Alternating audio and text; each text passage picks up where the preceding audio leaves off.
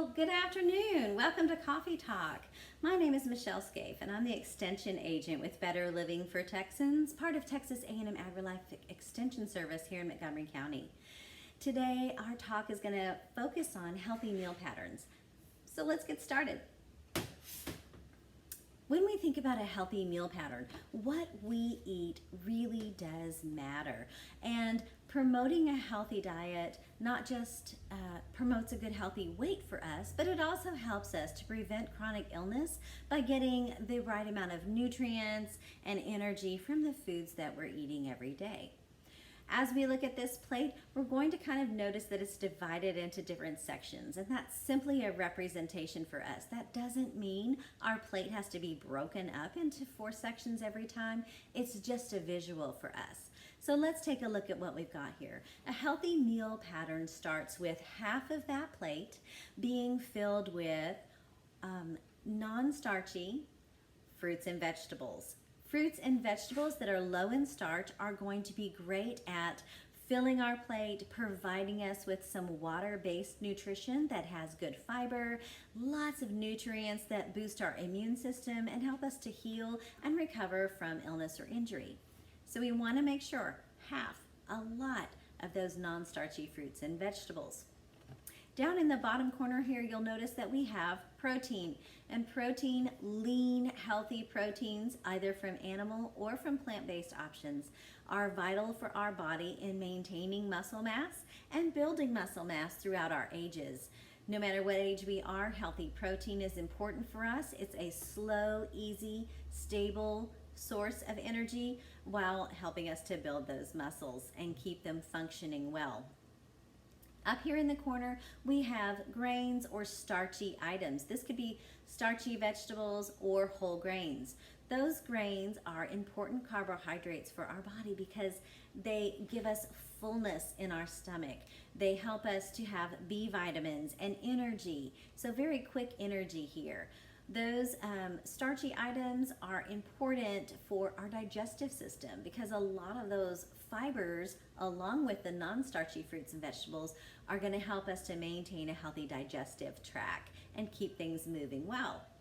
In the corner, we do have some low-grain dairy, low-fat dairy options that we recommend because dairy is not only a protein, but it's also a good source of calcium and vitamin D, which are important for healthy bones, healthy teeth, and our immune system. So as we look at these different things, like I said, non-starchy and starchy. Carbohydrates, proteins, and some amounts of fat are important nutrient balance in our healthy meal patterns. But not all carbohydrates are created equal. Not only do we break them down into starchy and non-starchy, but we also break them down into 2 other groups called refined and whole. So what that means is a refined carbohydrate from a refinery, right? So a refined carbohydrate is going to be something like white breads, sugary beverages, or desserts. We're going to find that those refined carbohydrates are higher in calories and unfortunately lower in nutrients. These are often contributors or associated with chronic illness in the body. So that's something we want to see ourselves limit a bit. But then the whole carbohydrates, we're going to see there whole grains, starchy vegetables, even non-starchy vegetables are considered whole carbohydrates. These are calorie rich and these are nutrient rich, low calorie. Lots of nutrition, less calories here. And these are preventing chronic illness. Those are helping the body and supporting the body in reducing our risk factors for chronic illness situations. So we want more of the whole carbs and whole foods in our diet and less or occasionally have those more refined options. So when we think about that, like we said, we want more of the lower starch over here in the half of the plate, and then putting those that are higher starch over here in the corner because they're going to have a little bit more calorie than the low starch ones. But we have a lot of carbohydrates here, and that's because that's our primary source of energy and nutrients and minerals that our bodies require. It has fiber, right? But we don't want to neglect the protein options here. Protein is vital for not only a slower energy release, but again, protein helps us with muscles and muscle development, the elasticity of our skin, the functions of our brain. We want, though, to keep those proteins in a lean setting, so leaner options. And as I mentioned, that might be animal-based or it might be plant-based protein sources. So an animal-based protein source would be our meat, such as poultry, chicken, shellfish, which would be like shrimp, or even some fish, tilapia, tuna, all excellent animal-based products. Eggs would be one of our animal-based proteins. Then we can derive protein from plant-based sources, and our plant-based options would be soy products like tofu or tempeh. Nuts and seeds are a plant-based protein option, so peanut butter, almond butter, a handful of pistachios, or even some sunflower seeds. Beans and legumes are excellent plant-based sources of protein, so black beans, lentils, chickpeas. We could also look at meat alternatives, which are kind of rising up on the market these days. Our alternate meat, our Impossible meat burgers, or our plant-based meat burgers, which you can find in the frozen section of your grocery store. So balancing that healthy meal pattern, getting a multiple setting of things on the plate. Now, all of these things on the plate is important, but it's also important to make sure that we're managing our portions in a wise way, in a healthy manner. So let's take a look at what our recipe for this week would be. Our recipe this week is really simple. It's an easy pattern to get breakfast on the table, because breakfast is important. Breakfast stops our fast. It breaks the fast because we've slept all night, and our body now needs some nourishment, some fuel to get the day going. Research shows that people who eat breakfast perform better in their daily work, they have better mental clarity, and they often have a healthier weight or BMI. So a good healthy breakfast option is what we call a breakfast pita, a pita pocket. If you have never seen a pita pocket, pitas are a flat bread that is usually whole grain. They are very low in fats or sugars, not a lot of added sugar, not a lot of added fat. So you use about a half of that pocket, and to that you can add a cooked egg, whether that is a scrambled egg, an egg substitute, or of course here a lightly fried egg with very little oil. We can add some vegetables to that pita with the egg to get some more beautiful color and nutrients and some low starch carbohydrates. And then maybe a nice slice of grapefruit or some oranges or a handful of grapes would be a good idea. So when we look at this healthy plate, I want us to think about the fact that this is a 9-inch plate, and our recommendation for a healthy plate is to begin with the right size plate, which, like I said, is a 9-inch plate. From there, we want to look at how much of the different items we put on the plate. So, some key things. I like to use our hands to help us as a visual guide to a healthy portion.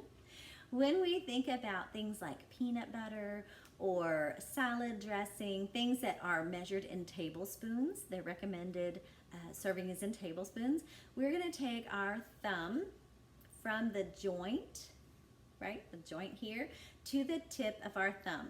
That is what we're going to consider 1 tablespoon. And if you've ever looked at peanut butter or salad dressing, you'll know that 2 tablespoons is your recommended serving size. So 2 amounts that are about the size of your joint to your fingertip. That's our tablespoon.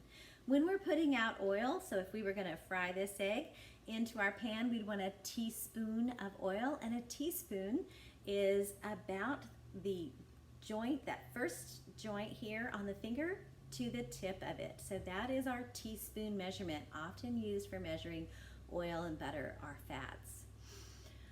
If we're looking at other things on our plate, such as our grains, our pasta, or even our fruit, we want to go about a cup. And so if we take our fist, and we make a hand to make a nice good fist. From the wrist all the way around is about 1 cup. And so we would want to see 1 cup of pasta, 1 cup of quinoa, or 1 cup of fresh fruit. And as you can see, our grapefruit's about the size of my fist. So that's a 1 cup serving of fresh fruit. To look at our protein options, protein is important for our bodies, and we want to use the palm of our hand, not without the fingers, right? No fingers, just the palm of our hand. The palm and the thickness of it, this is about 3 ounces, which is the recommended serving size for a baked piece of chicken, a piece of fish, or even our egg, right?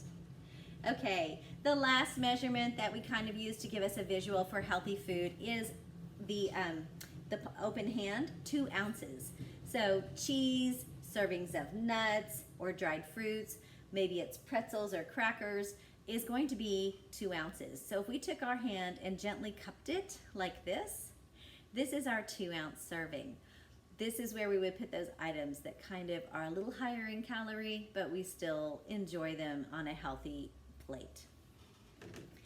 In addition to getting a nice healthy plate, a good meal pattern, we also want to see ourselves getting physical activity. Get out there, get moving.